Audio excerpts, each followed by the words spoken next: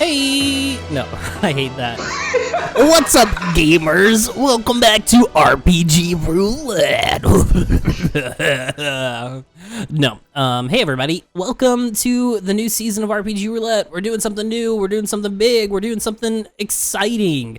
We are doing a whole new system, and we are doing a whole new story. This story, the way it's going to work is we have 40 episodes slotted out for this campaign, and we have a big old roulette wheel with my name, Luke's name, Noah's name, and Hunter's name on it, and each of us are going to get 9 episodes in this campaign. And also, there are 4 split episodes in this campaign where each of us will DM within the same episode. Our brand new setting is a Western setting, and I'm going to go ahead and introduce my character, then let the rest of the boys introduce their characters. I am going to be playing Dale Olsen, a vagabond who lives just outside of town in a tent with his best friend, his mutt, Willie. My name is Luke Howard, and I will be playing Jasper Hughes. More of a lover than a fighter, and always one to carry on a good conversation over a deck of cards. Hey guys, this is Noah Jones, and I'll be playing Roy McCullen, and all you need to know about me is I'm new in town. Hey guys, this is Hunter Wood, and I'm going to be playing a third-generation Scottish immigrant who also happens to be a really esteemed doctor. Alrighty, and so all of these wonderful new characters are going to be playing inside of a new system. We're not doing D&D. We are retiring our D20, and we are picking up our D8. That's the one that looks like 2 pyramids stuck together. It's got 8 sides.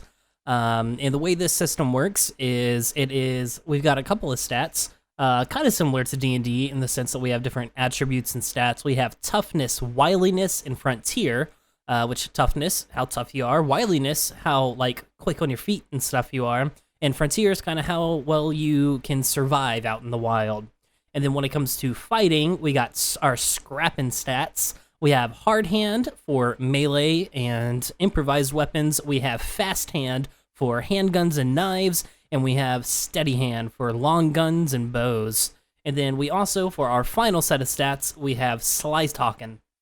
And within our sly talking stats, we have hard talk, which is being intimidating, obviously, hard talk.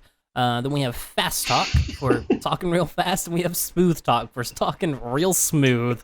And those are basically all the stats. Basically, anytime you want to try to do something, you're going to roll a D8 rather than a D20. And then the kind of special thing about this system is if you listen to our Halloween episode, it's kind of similar to that system Roll for Shoes in the sense that whenever we level up, we get abilities. And these abilities aren't written down in any handbook anywhere. They are abilities that are unique to our own character. There are no classes. Our character evolves as we play them, and these abilities are based on how we've been playing our character. So the book kind of explains it like there's a system called Quick Draw where you can establish initiative before initiative, but if you do that a lot and you use your lasso a lot, you might gain the ability to use your lasso during Quick Draw. Do want to mention that this system, Dead in the West, it is a alpha build of a system. The system's actually not out yet. You're getting a little bit of early access, but the system is going to be coming out sometime soon. It's in the final phase of development. We've been talking to the creator. And it's going to be coming out soon. The systems are all set in stone, and they're just working on getting the art made and the book published and everything like that. So eventually you'll be able to play along with us. And some of these rules will be a little more fleshed out. It is a little rough, but we all have GM experience, so we're going to be able to work with it to do anything else. And yeah, anything to add, boys?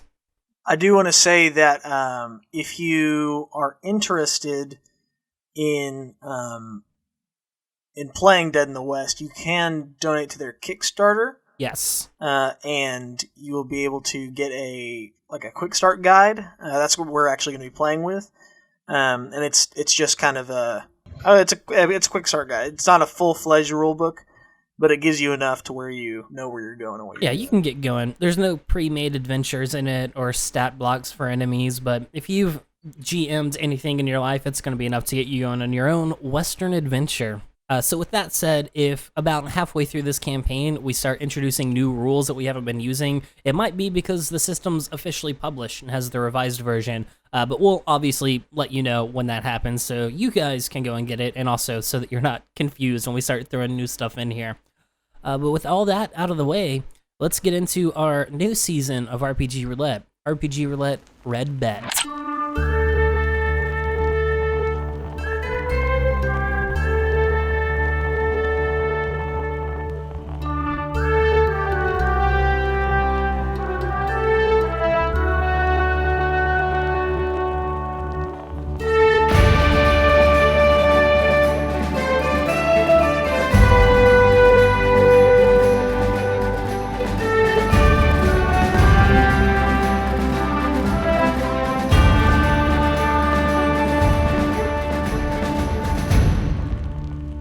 The sun is set, and the sky is dark, as a young boy around 10 years old heads out around the back of his home. In his hands, he has a bucket full of slop. Are you guys hungry? He says into a pen outside the back of his home as two pigs come up towards him and they start feasting on the meal that they've just been brought. Oh, there you go, Hamlet. Eat up. Hamlet squeals in delight, and then in fear. Suddenly, a whip cracks. Pigs squeal, and the boy is gone. Hamlet returns to the bucket and finishes his meal as a horse trots away in the distance and a blue streak flashes across the sky. Well, welcome to Rusty Peaks, Utah, home of the once great lavender mines that boosted this town right here to the height of the gold rush, making Rusty Peaks one of the most prosperous towns in the West. People came from all over around here to find their own little fortune right here in Rusty Peaks. But that was all before the mines ran dry. These days, the town's about a quarter the size. Only about 1,000 of us left here. We're all living off the land and whatever small amount of gold we were able to hold on to. Folk around here, well, they're still here. They never left because this place is home. We're one big family here in Rusty Peaks, and we're glad to have you here in it, Mr. McCollins. Now, if you have any questions about this new property, I live right across the street, and I'm usually down in the saloon. So you got any questions about the property or the town, you just let me know, all right? Thank you. I'll definitely let you know. All right, well, it was a pleasure to meet you. Nice to meet you, too. Remind me of your name again? Oh, right, I'm Mr. Barnd, Mr. Almer Barnd. Nice to meet you, Mr. Barnd. I'm sure I'll see you around. Looking forward to maybe getting a deal on some boots. Of course, just stop on by. Give me a few days to set up shop, but anytime you need some boots repaired, new pair, or just need a good old shine, just let me know. All right? Sounds like a pleasure, Mr. McCollins. And he shakes your hands and heads off to his home right across the street. Not too far. You can see right into his window as he sits down into his lounge chair.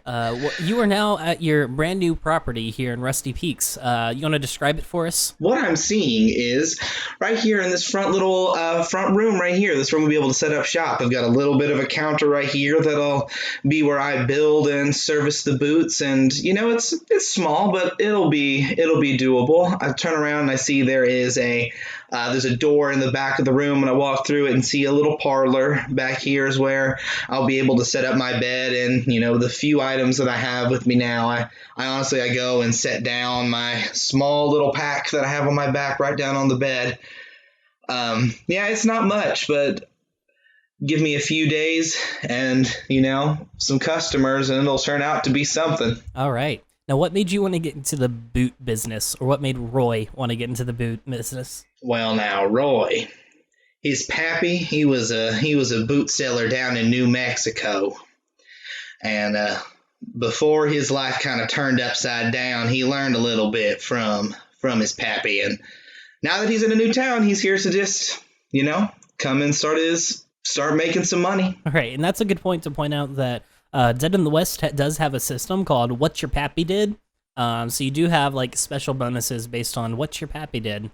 All right, what do you do now? I think I'm just gonna walk on outside and see what I see, what this small little town looks like. Just gonna walk right out my front door.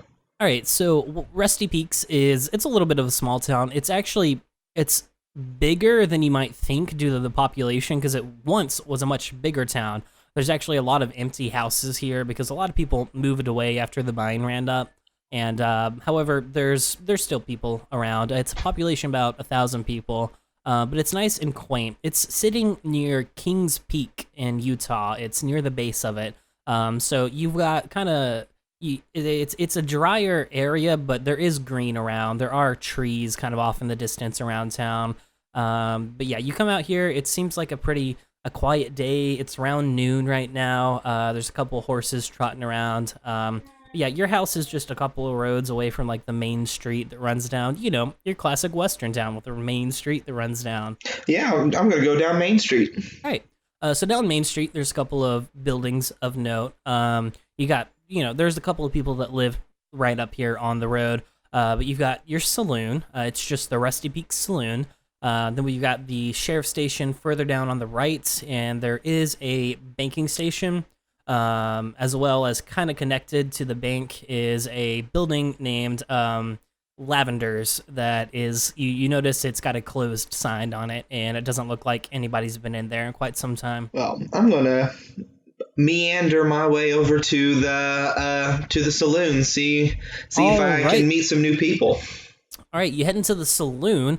How do you make your entrance?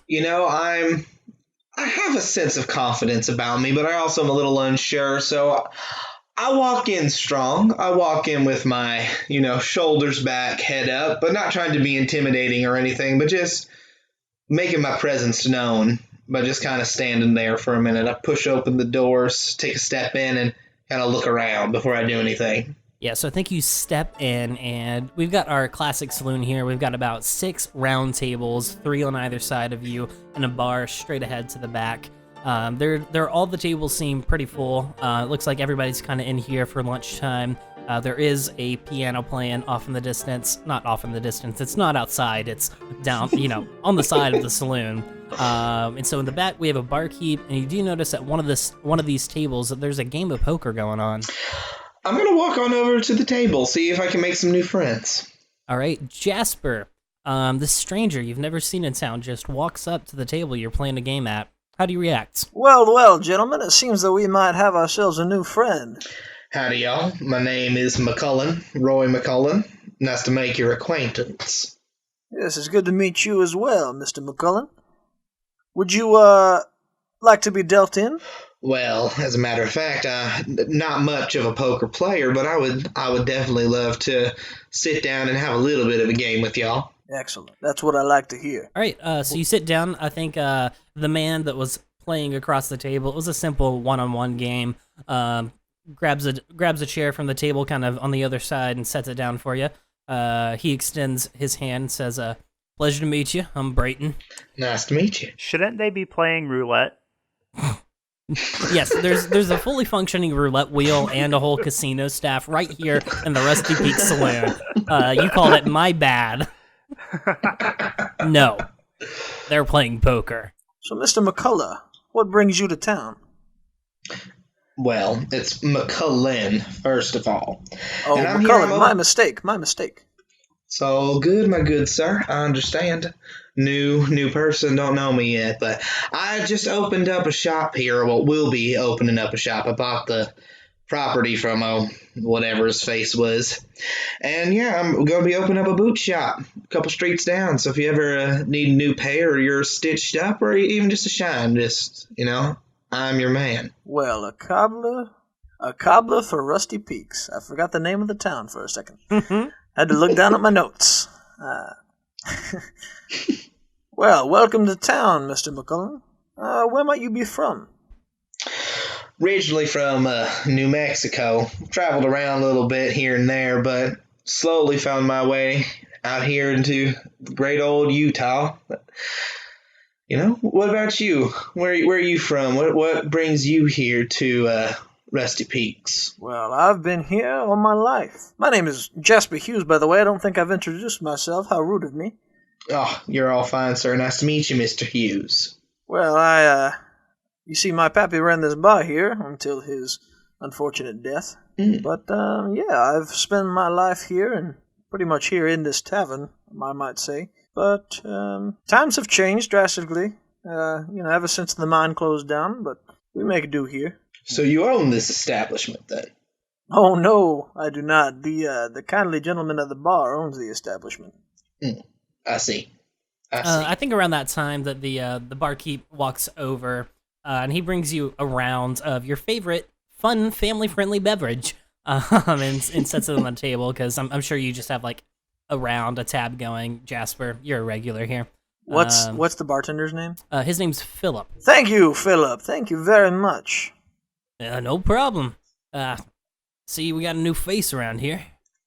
Oh, yes, this is Mr. McCullen. Welcome him to town. He's the new cobbler. He'll be working on our boots whenever they wear too thin. Pleasure to meet you, Mr. McCullen. Nice to meet you, Philip. Tell me, Jasper, you seen Sally around anywhere today? Sally? Why, I don't believe so. I woke up this morning and made my way here, so unless she's been in the bar, I don't believe I've seen her. Yeah, that's a problem. She didn't show up for work today. We've been, as you can see, we're pretty busy, and I'm a little understaffed at the moment. I hate to impose on you. Yeah, feel free to finish your game or anything, but if when you're heading home, if you don't mind stopping by our home, seeing maybe what's going on. Oh, well, certainly. We've only got a few hands left in us anyway. I appreciate it, Jasper. You need anything, Mr. McCullen? Nah, I'll be good now, thank you, but it's nice to meet you, Well, Philip. it was a pleasure to meet you. And I guess we play a few more hands and call it quits. Who wins? Actually, how about both of you make a fast hand for me to see who wins this game. First roll of the season. First roll. Can I add my gambling experience? Absolutely. Okay, then I rolled a 4. Ooh. Well, I'll say with my fast hand, that makes me, I have an 8 right there. All right. Tell me how this exchange goes down with the new stranger in town winning at this game. Well, it seems Mr. McCullen has had a stroke of beginner's luck. I guess you could say that, Mr. Jasper. Of course, by that I do not mean that you are a beginner at the game of poker, but that you are new in town. 'Tis very true, but I am very excited to learn how this town works and learn the people of this place. Well, you will soon learn that this town is more or less governed by the sway of the board and the shuffling of the cards. Well, that's good to know, sir. I think the other guy sitting at the table, Brayton, is like, "All right, don't let his big talk get you down. Good job, and maybe we should play again sometime." As he gives you like, I think you win a good $5 in this game. All right. And So do I lose some dollars? Yeah. Let's say that everyone bet. That's not how math works. Let's say you won $6 in this game, and everybody bet 3. No, 2. Math, guys. Math is a fundamental part of role-playing games, and I'm failing at the most simple aspects. $2. Well, he would gain $4 if he already had. That's true. So you gained $4. Good job, everybody. Yes. This was some collaborative storytelling and some collaborative math. All right. I love math. All right. So yeah, what do you guys do now? Well, Mr. McCullen, if you'd like to, you can tag along as we go and search for Miss Sally. I would love that. I would love a town. I would love a tour of this little town y'all have here. Cool. I think on the way out, Philip from the bar goes, "Hey, Jasper, could I get you just for one more second?" Certainly, sir. Jasper walks over to the bar. I know Sally around this time might get a little sick. Maybe her kid's feeling sick. You might want to stop by Dr. Lewis's to just in case. She might be feeling under the weather. You know how things get out here. We don't want to take any risks. Oh, of course. I always love a good visit to the local doc. I'll go and give him a knock. Thanks again, Philip. Didn't mean to rhyme there, just happened to do so. Anyway, have a good day, Mr. Phillips. And to you, Jasper.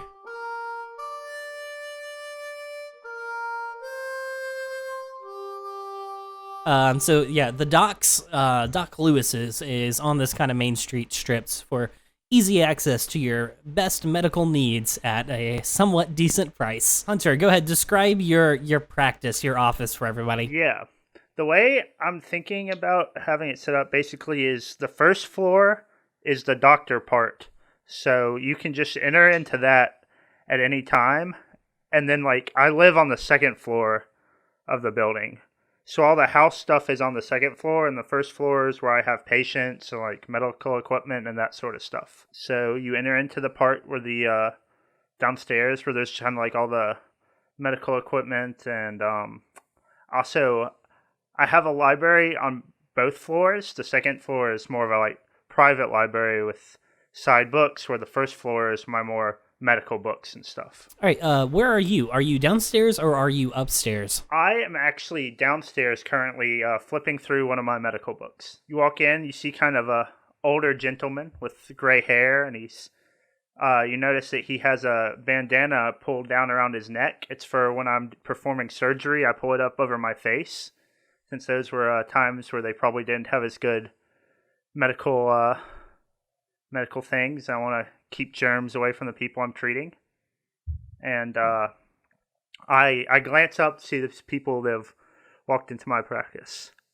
Oh, Jasper, how are you? What can I do for you today? Good afternoon, Mr. Lewis. This is Mr. McCullen. This is McCullen. Nice to meet you. He's new to town. How long have you been here, sir? Only a couple hours, sir. Just moved in a couple streets down. I'm opening up a cobbler shop. You know, if you ever need any boots or shoes to be repaired or, made for you, you come talk to me, all right? Smart man. First thing you do, come to find your doctor. Yes, sir. Course. Yes, well, Mr. Lewis, we are currently on a mission to find dear Sally. She did not show up to work today, and we were wondering if maybe you'd like to accompany us to her abode so that we might check in on her. We think perhaps she might have fallen ill. Oh, of course. I've treated the children several times before. She's a great patient of mine. Of course I'll go with you. Well, how old is Sally? Yes, thank you. So yeah, you two would know Sally Thornton. She is in her late 30s. I was gonna say she's a barmaid. She's probably not a child. Yeah, he I said I've treated her children. She has one child, a Mr. Emmett Thornton, who's about 10 years old. Hunter, I thought you said like I work well with children or something like that. I was like, I don't think she's a child. Well, anyway. No, he also works well with children, so. Oh yes, of course. Now you know. Yes, Scott Lewis, pediatric surgeon. Anyone else comes to me, I'm like, you gotta go to the other doctor. He's about 6 miles away, or 6 hours away. Yeah, actually, so just for reference, the closest town to you guys is about a day's travel on horseback to the south. It is Bluebell, Utah. Is that where they make the ice cream? Maybe. I haven't done my research on Bluebell, Utah. I'll get back to you on that. I was thinking the same thing. Actually, you know what? In this world, in this alternate 1871, that is where they make the ice cream. It's all the rage when the Bluebell horse comes into town. Oh boy, I just can't wait for a visit from Mr. Bell. Mm-hmm. All right, so yeah, what do you guys do? Well, let's be off then, Mr. Lewis.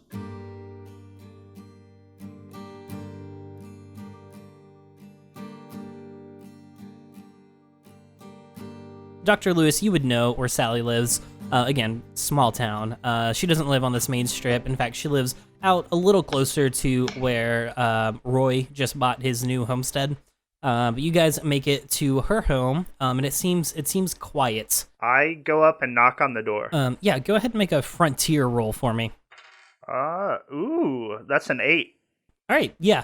Nobody answers the door, but you can hear faint weeping kind of coming from inside the house. Sally, is everything all right in there?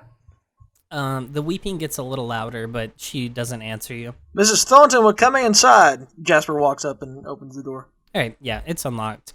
You open the door, and it's a little messy in here, and you can hear that she's weeping upstairs. You see, give me your own perception frontier roll. That's a 5. All right, so on a 5, that's technically, yeah, you get it. So you see kind of on the kitchen table, it looks like breakfast has been set out, but it's not been eaten. And you said it was about midday? Yeah, it's about midday. Breakfast would have been had hours ago. Seems like it must have been interrupted. Well, I guess we should make our way upstairs. Mrs. Thornton, we're coming up.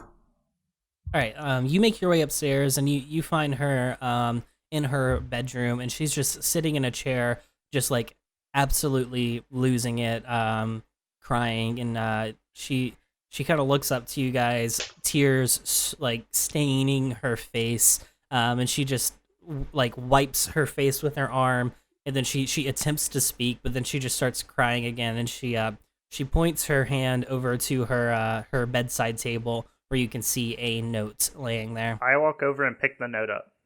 All right, so you read this note, and it says, Mrs. Thornton, I've been sending you letters for months now. It has come to my attention that you are in the possession of something that is rightfully mine. I tried to be civil with this, and I've kindly asked you many times to return my property, but you have made things difficult for me. I now have something that belongs to you, and I propose an exchange. Bring my property to the O'Hara mines tonight, and we can discuss the return of your property. If you do not show tonight, I cannot assure that your goods will be returned undamaged. I've sent along a package as proof. I look forward to our future business. Yours truly, Reuben O'Hara. Go ahead, give me... No, you live in town. How long have you been in town, Mr. Lewis? I think at this point I've been here about almost 2 years. Okay, then go ahead and give me... We're gonna call it Frontier again, because that's kind of your know-abouts of the world. Give me a Frontier roll. 6. Right, yeah, you've definitely recognized the name O'Hara. So, about 10 years ago is when the mine ran dry. And it was actually right before the mine ran dry that the O'Hara family moved to Rusty Peaks. The O'Hara family had a takeover of the lavender mines, and they bought it out. And shortly after, the mines went dry. And a lot of people, there is a rumor around town that the sellout to the O'Haras from the lavenders wasn't entirely legitimate. However, they bought it, and then quickly it went out of business and ran up dry, and they kind of blamed the town for their misfortune there on their investment not playing out, and they've kind of treated the town as if they've kind of stated in the past that since they own the mine, that they own the town. They kind of take what they want. So you are familiar with Reuben O'Hara as the head of this family. What is this? This is terrible. I mean, is this real, Mister? This is the thing they took your child? We need to tell the sheriff. She kind of gets herself together a little bit, and then she pulls out a little a cloth that has a ribbon tied around it. And then when she tries to speak again, and then she just loses it again, and she hands it out. Jasper takes hold of it, and he undoes the ribbon and opens it up. All right, what you find inside is a little bit of a gruesome sight. It is a finger of a 10-year-old boy. Is anybody going to explain to me what's going on? Well, it seems that someone has taken Mrs. Thornton's boy. At least most of him, that is. Sorry, that was a little blue. Yeah, go ahead, give me smooth talk with that comment. 7. Okay, she does not get even worse.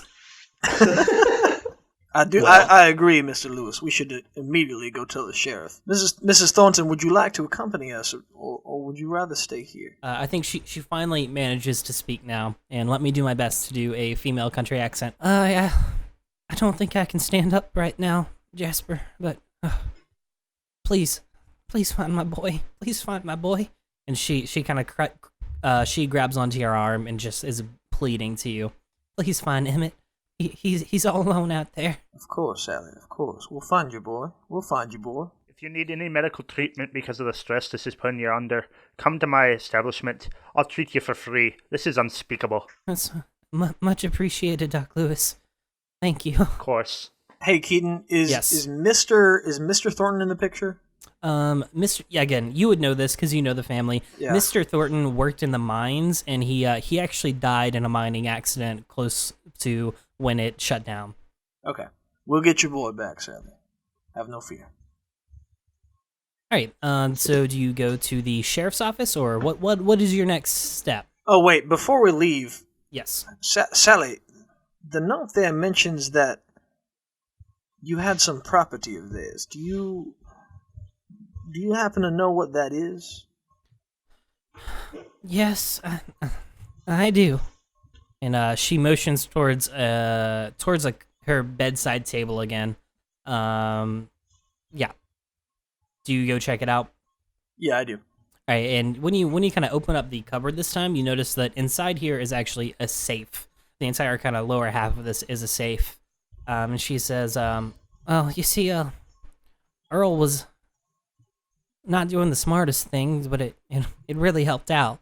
He was bringing us gold from the mine, and well, it's hard for a single mother out here. We've been living off of it, and along with my wages at the saloon, we've been hoping to get enough to get him into a better life.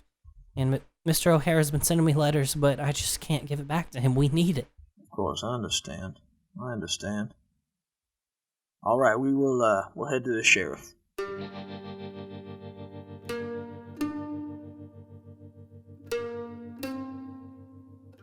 So the sheriff station is back on Main Street. It is classic sheriff station, kind of old Western. It's a very simple building. It's got, when you walk in through the front door, you've got the sheriff's desk right there, and just 2 jail cells off to the side, and then a living quarters off on a different side.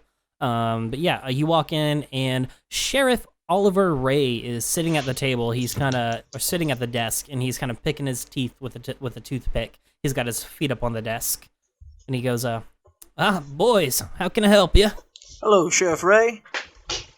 We come to you today, I believe, with some grave news. I'm just going to say that we brought the note with us is like evidence. Actually, anybody give me another Frontier perception check while you're in here. I gotcha. That right there will be 6. All right. You notice that sitting on the desk it's one of the crystal glasses from the saloon, which don't normally leave the saloon. And yeah, with your 6, you notice that one of the cells actually has someone in it. There's a more wily looking old man kind of sitting in one of the cells. Before we get too far into this, who's your friend? You would actually recognize him. You would recognize Dale Olson, because Dale's mother, Margaret Olson, actually worked at the saloon. Actually, even when you were younger, she worked there while your family owned it. She worked there all the way until she died just about 10 years ago.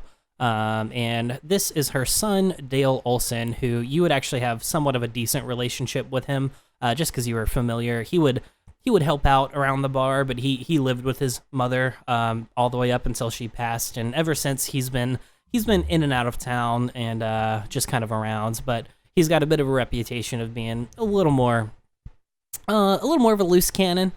Yeah, and I think Sheriff Ray goes, well, Dale's been at it again. And Dale kind of shrugs his shoulders and goes, it's a living. I see that. Dale, what have you been up to lately? Oh, not much. I caught a bass the other day, and, I had my eye on one of those pretty glasses. I did my best to get away with it, but Philip caught me. Well, I suppose you expect me to treat you for whatever disease you've contracted living out in the wilderness again. Well, now that you mention it, I've had this weird itch on my ankle. If you don't mind checking it out, I wouldn't mind it. Thanks, Doc. I don't work for free, you know, Dale. This is supposed to be an exchange. That's how these things work. I found some pretty tasty nuts I could give you. Of course you did. But Sheriff Ray, he's like, all right, what'd you guys come here for? No, that's not a country accent. Wow, my entire vocal capabilities just pooped out right there. He says, all right, boys, now, what you doing here? Anything I can help you with? Anything going on? Yeah, it seems that Miss Sally Thornton has been visited, and that her visitor has taken something of hers and left a note. And I just kind of let Sheriff read the note. All right, I think as he reads it, his face, he's got a pretty charming demeanor, but it kind of sinks as he sinks into his chair. And he's like, oh, boys, this ain't good. The O'Hara's been quiet for a little while, but I think we got to do something about this. You would know this from living in the town. There are no deputies. Sheriff Ray is basically the only law enforcement left here in Rusty Peaks. So often, if something big like the O'Hara's comes into town, he just finds any able-bodied men willing to help him out with it. So therefore, he asks you for your help. He says, "Now, can I deputize you guys for this? Can I trust you? Also, pardon me, I don't think we've met." And he extends his hand to you, Mr. McCullen. Oh, of course. This is Mr. McCullen. Howdy, Sheriff. The name's McCullen. Roy McCullen. Pleasure to meet you, Roy. Well, you got some muscles on you. I'm sure we could use your help. Might not be too bad of a thing to help out if you're new in town. Absolutely, sir. Glad to do my service to my new home, I guess. I think Dale speaks up and he goes, "Oh, Sally? Oh no, I always liked that kid, Emmett. Oh no." Because Sally also, she started working at the saloon kind of towards the end of Dale's mother's career. So again, Dale would know Sally and be familiar with her, kind of likes her because she was friends with his mom. And he goes, me and Willie might be able to help out if you maybe want to shorten my sentence, Sheriff." Well, Sheriff, does Dale have an iron? I think that Sheriff Ray looks over to him and goes, "Dale, you don't have an iron, do you?" And Dale goes, maybe. Dale, do you have a gun? Yes, Jasper, I have a gun. And All right, then he just perhaps he pulls can out. be of It's use not in any to us. holster or anything. He just pulls it out from his pants, and he's got a revolver. And Sheriff Ray's like, "Ugh, why didn't he tell me I had that?" And he walks over and unlocks it and just takes it from him. And he goes, "Oh, come on, that's my gun, Sheriff. How am I supposed to shoot me some squirrels without that?" Also, Sheriff, it's probably not very smart to grab it at the barrel like that, knowing our friend Dale. I think he looks down at the gun a little mortified, and he goes, "Well, oh, you're right. Yeah, Dale, you go get Willie. Maybe he can help tracking him down." And Dale's gonna head on home to grab his mutt, who has I have a strong frontier, which includes tracking, and I basically, for Dale's character sheet, I associated that with his dog.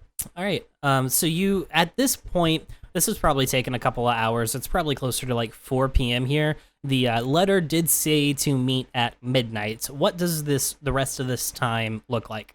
Roy's gonna head back to his shop, and he's gonna start preparing. He's gonna pull out one of his small boxes that he kept, and inside he has a sawed-off shotgun and a big old knife that he straps to his side, and pulls out his lucky pistol, straps that to his side as well, and after saying a quick prayer, he heads on back to the bar himself. All right, is Roy a religious man?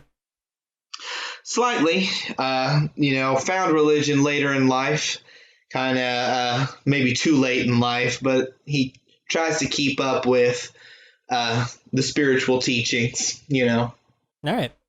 And Mr. Lewis, what are you up to? I think I stopped by Sally's house and I kind of I give her an update of how the meeting with the sheriff went and just kind of keep her in the know and give her some medicine to just kind of maybe to help her sleep so she can try and sleep while it's happening. I guess a plant or something, because they probably didn't have more modern. Putting my extensive medical use to knowledge to use here. Yes, I'm glad we have Good so thing, much good thing knowledge. you're playing a doctor. Yeah, it's a great thing. All right, yeah, I don't think we need to roleplay all that, but I think she definitely appreciates it, and especially that the town is willing to kind of rally for her side. Can I do a little scene in the bar talking to yeah, absolutely. Philip? Well, Philip, it seems that we've got some happenings going on in our dear Rusty Peaks. Oh yeah, did you guys find Sally? I hadn't heard. Well, we found her, but she seems to be in dire straits. Her boy has been taken by the O'Haras. Oh Lord, Emmett, such an innocent kid. What a and he just gets a little angry. I think the mug he was holding just shatters. He's a real beefy dude. And it just kind of happens, and then he gets a little shook and starts to clean it up, and he's like, "Oh, sorry about that." I think Jasper kind of helps him pick up the pieces of glass that are on the table. He said, well, luckily you're looking at Sheriff Ray's newest deputy. We're gonna be having a showdown at midnight, hoping that maybe you'd stay open a little later for drinks after we're finished. All right, I'll keep the saloon open for you. Anything if you're helping out Sally. Thank you kindly, and I'll have a whiskey right now if you don't mind. Absolutely.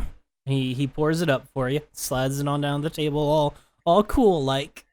Also, I do wanna say, I don't know if I've explained this, but so Jasper's dad owned the bar, but Jasper didn't want to run the bar, and so he basically gave the bar to Philip. All right. As in exchange for free drinks. Okay. In exchange for free drinks. Sounds good.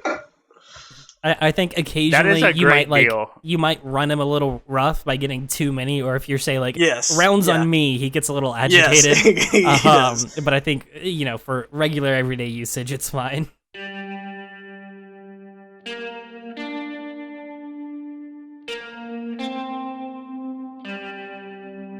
So we see Dale kind of venture. He walks from the sheriff's station out of town, and he walks up kind of closer to the mountain, closer to King's Peak. This is the mountain that the mine is actually kind of built into the base of, and he lives in a tent actually just kind of right outside the perimeter of the mine.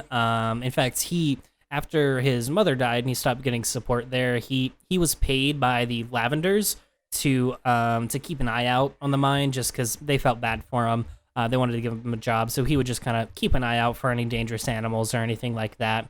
But obviously now that the mine was taken over, he no longer does that. He just kind of lives off the land in this tent out here.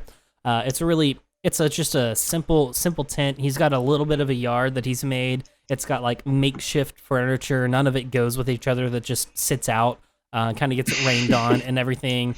And then we see him go into his tent where he has his bedroll, and then he also has his corner. He's got a little shelf in the corner of this tent that just has the most random assortment of things. There's like a nice linen cloth from the saloon. There's one of Doc Lewis's like scalpels sitting there. And he's just got all this stuff, and he goes and I actually rolled sly hand, or what is it, fast hand? I rolled fast hand, and he definitely got that crystal glass. I just didn't tell anybody because I rolled so well. And I didn't want you to notice. And he sets that crystal glass and he goes, "Ah, what good memories I got with these boys. Alrighty, well, Willie," and he walks outside and he whistles, "Willie." And after a little bit, just kind of dashing out of the woods because there's a little more trees out here away from town, comes this like black mutt that comes up and just starts slobbering all over him, and he's just having a good time. "Oh, there you are, boy. All right, we got us a job to do. Yeah, I got us a job. We're going to go down and save little boy Emmett. Are you ready for this?" And it just starts wagging its tail and everything. And then, we kind of see from over Dale's tent, we see the sun kind of do a time lapse until it gets later. And I think you guys all kind of rendezvous here at Dale's tent since it's close to the mine, but not right at the mine. I think Jasper rides up on his horse. So this is another thing. With character creation, you make a mount. So everybody tell me about your mounts. What are you riding? Daisy is a fine horse. She's a mare. And, I don't know much about horses. Nice. Neither do I, don't worry. Jasper has braided her mane. Nice. What color is she? She's a yellow. Oh, yellow. All right. Like a tan yellow. All right. Not like the color of the sun. But I got you. Yeah, she's like just bright yellow, like the daisies. Like a daisy. Yeah. Mm-hmm. Do you arrive first? Does everyone kind of arrive together? I think we would have left town together. I think we kind of posseed up and. All right. Yeah. Up. So are you guys also on your mounts? I'm riding my mule. Nice. What's your mule's name? His name is something that I should have thought of while Luke was talking, but I definitely didn't. That's a long name for a mule. Yeah. This is. I'd like you to meet my mule. I should have thought of. I should have thought of that. I think his name is Assistant, because I like to do this joke where I'm like, "Oh, I'll have to go get my assistant since he carries all the supplies," and then it's a mule. Nice. I like awesome. That. And I'm riding on my black and white spotted mare named Dawn. As it made me, the first time I saw this little mare as a foal, she made me think of the night sky with her little white spots around her body. I was like, yes, I'm gonna name her Dawn. Nice. I chose the option to opt out of having a mount just because it did not make sense for me for Dale to have a mount, and I instead replaced that with Willie, my mutt friend. So I don't have a mount to share with you, but that's okay. I think that Dale's gonna like to ride on the back of Daisy, just for fun. All right. I think you guys come out, kind of round up, and Dale comes out of the tent, and obviously Sheriff Ray's with you too. Dale's like, "Well, you boys want some tea?" No, thank you, Dale. Jasper pulls out his flask and takes a drink from it. Right. He sets down the teapot and he goes, "All right, good. It was just some leaves I found in the forest." That's what I assumed. All right. We doing this? If by this you mean saving a poor child from a lawless man, then yes, I do believe we are. Well, I do believe that's what I meant by this. All right. I just wanted to clarify. Sometimes I don't know what's running through your head, Dale. I'm just being honest. Well, yeah, I understand, Jasper. Mind if I hop up on up? Yes. Come on up. All right. And he gets up and he climbs up on top. For the record, Dale has like this wispy white beard, and he has, when it comes to cowboy hats, he has like the overly big white one. That's just like the brim's a little too big for his head, and just like a pomp red nose. And he kind of waddles on up and does his best and gets on top. I think he struggles a little bit. Actually, I'm gonna roll for it because why the heck not? Yeah, 3's a failure. He tries to get up on Daisy and he just like falls to the ground and goes, oh. Does he face plant? No, that would be a 1. He got a Look, 3. Dale, if I've told you once, I've told you 1,000 times. You put your foot right there, and then you gotta jump a little bit and kick your leg over the other hand. All right. Leg here. Jump a little bit. Leg. All right. Okay. All right. Hey, buddy. And he slaps you on the back a little bit. Let's go save someone.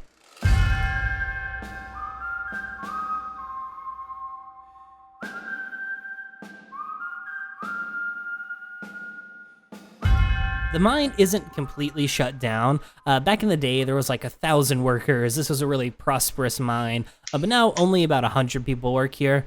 And they go in every once in a while. Nobody's really found anything of value in years, but it's kind of a last-ditch effort. The O'Haras are hoping that hopefully we'll find a new vein and strike up the prosperous fortune of the town again.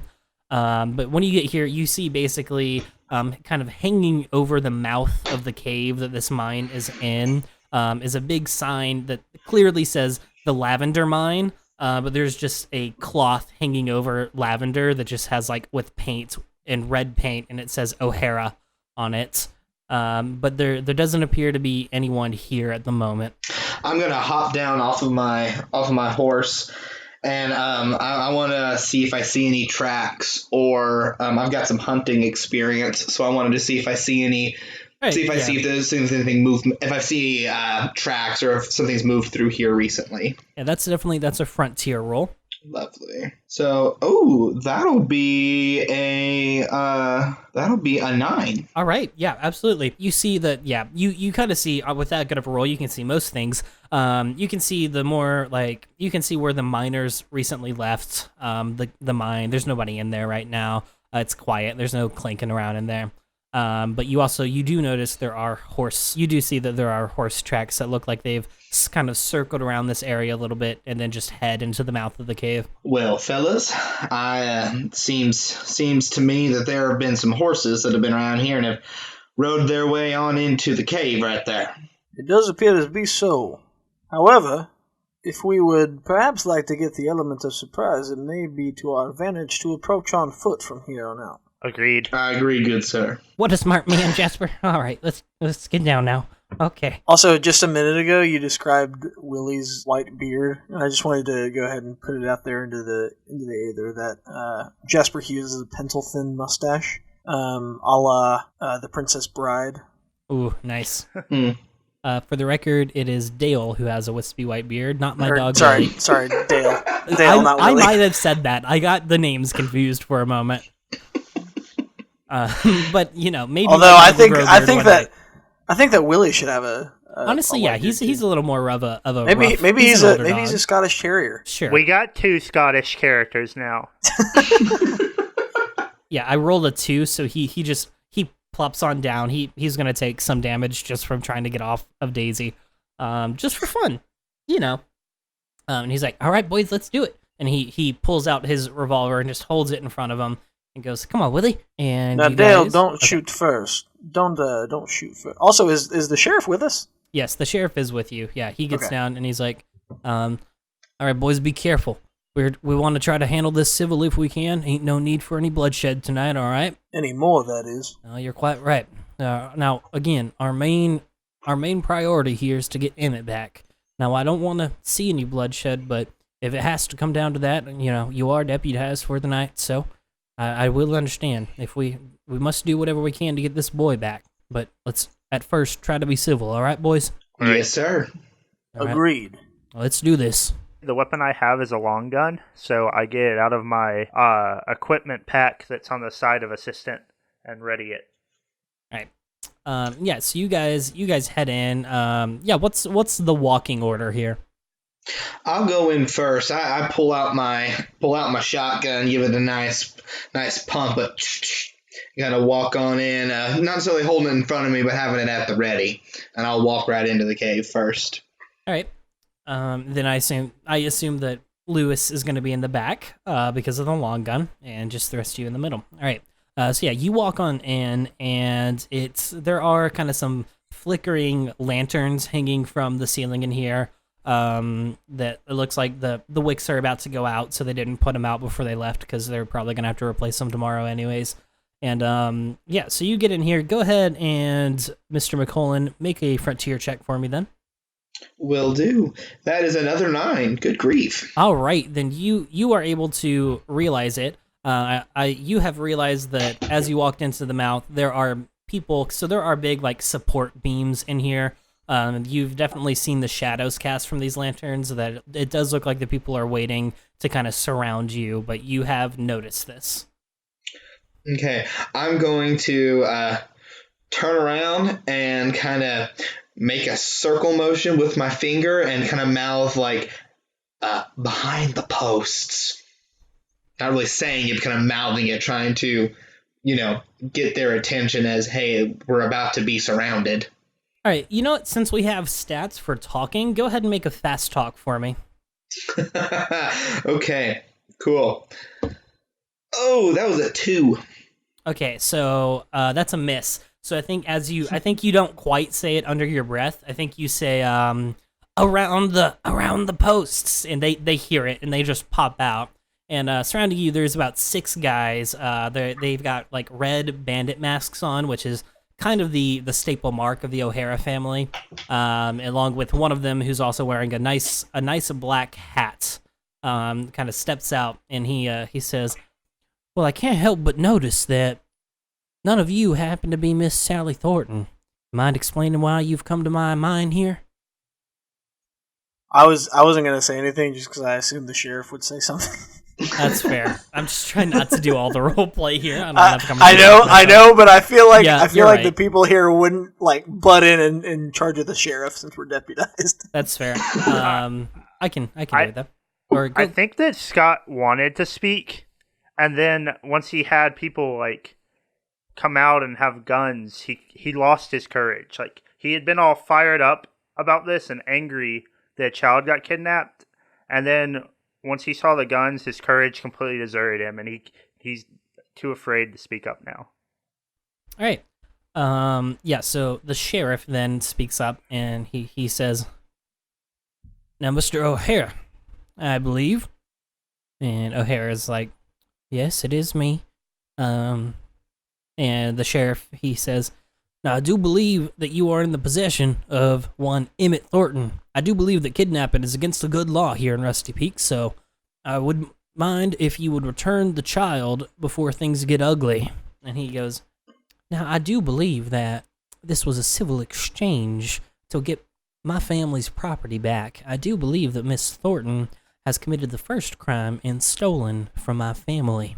Now, we can handle that later, but as I believe it, there is a child in danger.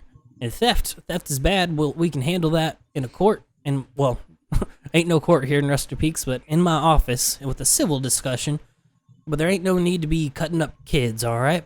Well, I just don't happen to share that same point of view with you, good sheriff.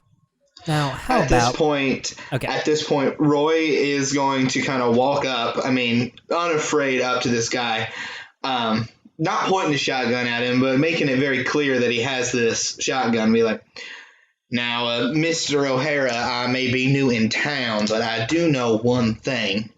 I do know that stealing kids is not a good thing. Now you're going to give us this kid back, or you're going to suffer the consequences.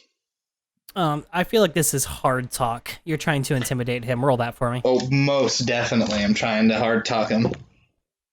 And that would be a 5. Okay, so a 5 is technically, it's technically a success. You don't miss that. You just don't get any like advantage with it.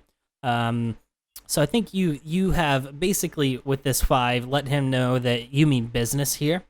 And so he says, well, all right. I haven't had the pleasure of acquainting myself with you, but I think it's time I taught you how the O'Haras run this town. And he reaches for his gun. And Quick draw. There we go. So everybody, that is a mechanic here in Dead in the West.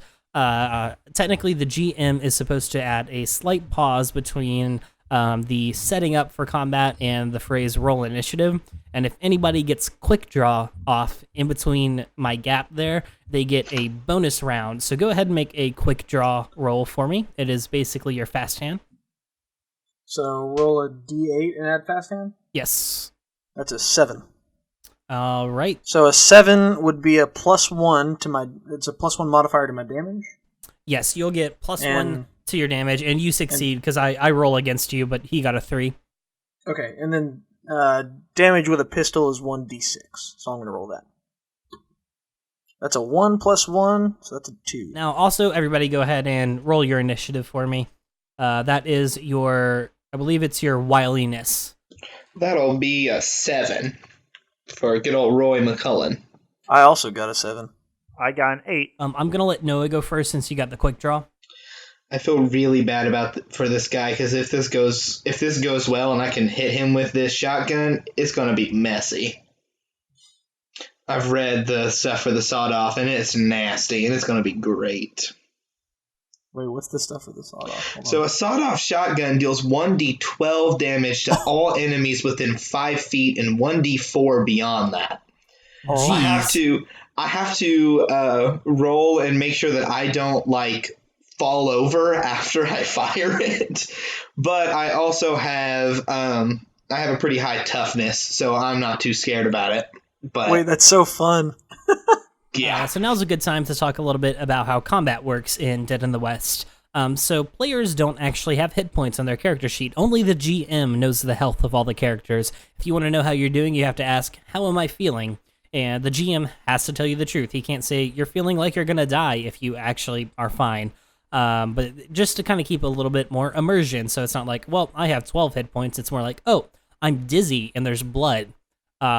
Which is just a little more narrative. So, and also the combat is still a little more narrative. You still roll similarly to D&D. You roll an accuracy check to see if you hit someone, and then you roll damage to see how much you affect them. And so with that, unlike D&D, your accuracy will get what you roll in your accuracy will give you a modifier for your damage. yes, so if you roll a really good accuracy, you can go all the way up to a 12 to get a +6 on your damage on that attack. Yes. Which I think is a really cool mechanic, because cool. The more accurate you are, then the more damage you're going to do, I think. So that's really cool. All right, with that out of the way, we've got our initiative, and very first would be Doc Lewis. A fire rings out from Jasper's gun, and it pins kind of right in the shoulder of Mr. O'Hara here. And I think at this point, it juts him a little bit, so his hat falls off, and you can see his face more clearly now, and you do see that this is not Reuben O'Hara, but it's the youngest brother in the O'Hara family, Reed O'Hara. I think I have my long gun pointed at him, but I'm going to try and talk to him before I fire, or just instead of firing. Yeah, you can spend your turn doing that instead. Now, you listen here, Mr. O'Hara. There doesn't have to be another shot fired here tonight. Just give us the boy. I mean, people are gonna die if we do this, and that's ridiculous. There doesn't need to be another drop of blood. Okay, I feel like that would be smooth talking. Yeah, I feel like that's more smooth talk than hard talk, because you're trying to reason with him. Yeah, go ahead, give me smooth talk. I got a 10. Whew. All right, that's a good roll. Dang. All right, okay, so I think that he says, All right, gentlemen. And he kind of treats his wound a little bit. He pulls a handkerchief out of his pocket and starts like pressing it against his shoulder. He goes, I do quite agree here with the doctor. There does not need to be any more bloodshed. And he, all the time, he's looking Roy just straight in the eyes, basically talking to you, Roy, but also to the group. Seeing how as you're standing to right Roy? in front of him, but with a shotgun. Okay. Yes. And he's like, there does not need to be any more bloodshed tonight, but I do believe that this situation has not been resolved. I would like to get my gold back from Mrs. Thornton and to return her child. I am not a child killer. I'm a businessman. I just would like my property back, and that is all. Bring the kid out now, or you're going to taste some lead. Okay. You give me hard talk there. Okay. That right there, my friend, will be a 6. Okay, yeah. So with the 6, he goes, well, all right, just allow me to head a little further out into this mine. The gentleman, you stay here. I don't want to just make a retreat all at once. We'll be civil here.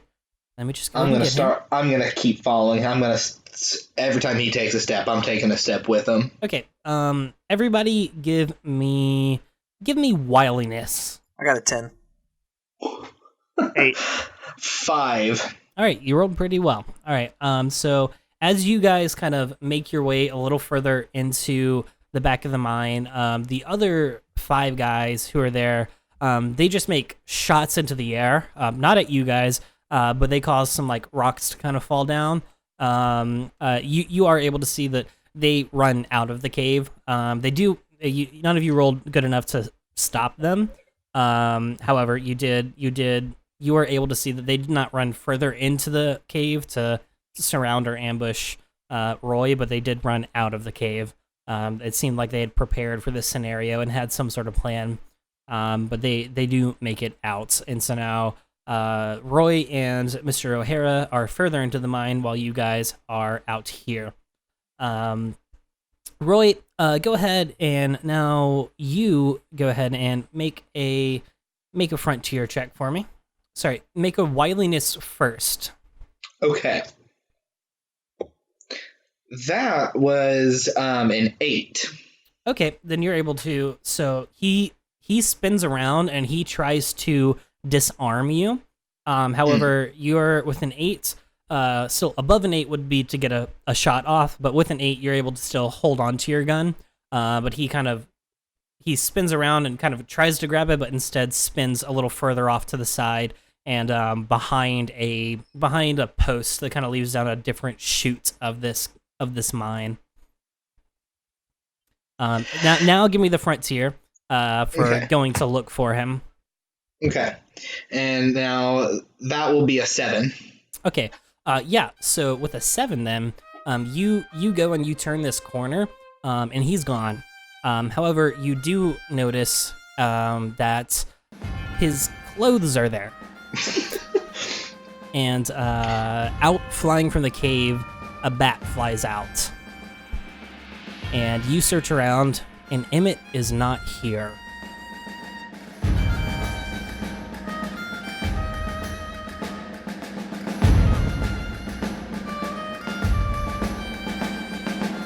All right, everybody. Nice job on our first episode of Dead in the West. I hope everyone listening enjoyed it. I feel like we've got a nice cast of characters here, and I'm excited to explore them even further. So we did, for reference, we spun the magic wheel to decide who was going to start this one, and fate chose me to start this campaign too, which I was a little nervous about, but I feel like we did a good job here. That was fun. Bragging about us. Instead, let's get on to the future, and let's find out, rather than decide, who is going to do our next episode. Spin the wheel. All right, Noah, you are going to have the luxury of GMing episode 2 of RPG Roulette Red Bet.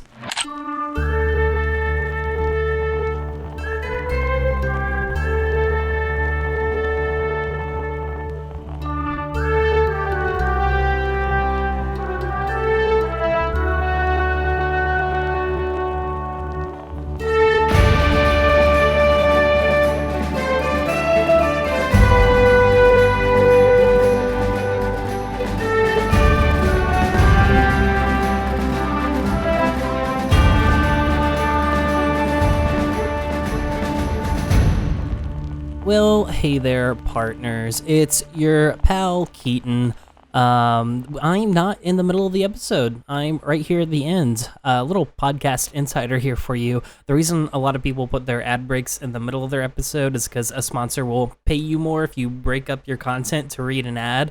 But we don't get paid to read any ads, so I figured, why interrupt the story? And if you want to listen to the insider info and the behind-the-scenes stuff and updates on the show, you can listen here at the end. And I just want to say thanks for listening to the first episode of Red Bet. We've been planning this new season for a couple of months now, and we're just really excited that you all got to hear it finally. And I'm sorry we kind of pushed it to the very last minute on our release date. I did a little extra in the edit this time. I hope you enjoyed that, but it took a little longer than I was anticipating and longer than the previous episodes. But we got it out, and it's here, and you listened to it, and I'm glad you did. I just want to say thank you to Will Donaldson. That is the creator of this new system, Dead in the West, that we're using. Again, this system isn't out yet. If you head to Kickstarter and search Dead in the West RPG, or just Google Dead in the West RPG, URL's a little convoluted to give you right here. You can find it. I trust you know how to use the internet. You can find it. The Kickstarter is actually closed now, but if you want to get your hands onto the quick start guide, there are links on that page to be able to still kind of pay the amount you would have to pledge to get the quick start guide and get your own little game of Dead in the West going. So yeah, just thanks again to Will Donaldson. He's been actually communicating with us, gave us little tips on how to use the system since it's still kind of in this early access phase and everything. And yeah, that's about all I have for you. I'm glad you listened. Hope you enjoyed it. And this is kind of a big thing we're doing with the 40 episode commitment and truly random, never knowing who's going to be next with the big wheel. And it's big, it's exciting, it's scary, but we are all very excited about this, and I hope you are too. Thanks again for listening, and we'll see you in 2 weeks. 2 weeks.